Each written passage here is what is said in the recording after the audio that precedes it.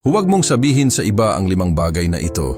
Ang katahimikan ang iyong pinakamalakas na depensa. Ang mga taong marunong manahimik ang siyang tunay na makapangyarihan. Makinig ka. Narito ang 5 bagay na hindi mo dapat ibinubunyag. Una, huwag mong ipaalam ang susunod mong galaw. Ang tunay na lakas ay kumikilos sa katahimikan. Sa oras na ipahayag mo ang plano mo, binibigyan mo ng pagkakataon ang iba na manghimasok. Hayaan mong ang resulta ang magsalita para sa iyo. Pangalawa, huwag mong pag-usapan ang pera mo.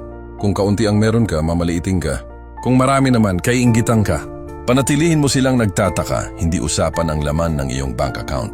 Pangatlo, huwag mong ipagyabang ang mabubuti mong gawa. Kung ipinagmamalaki mo ang kabutihan, hindi na iyon tunay na kabutihan, kapalit na iyon ng atensyon. Ang tunay na pagkatao ay hindi nangangailangan ng audience. Pang-apat, huwag kang magreklamo sa problema mo. Kalahati ng mundo ay walang pakialam at ang iba ay natutuwa pa na mayroon ka nito. Ang tibay ay nabubuo sa katahimikan.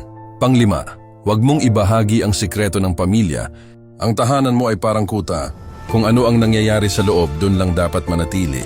Huwag mong ibigay sa iba ang sandata laban sa iyong kapayapaan. Tandaan, ang matalinong tao ay nagsasalita dahil may saysay ang kanyang sasabihin. Ang hangal ay nagsasalita dahil may gusto lang siyang masabi. Pag-aralan mong yakapin ang katahimikan dahil kapag nakontrol mo ito, nakontrol mo ang sarili mo.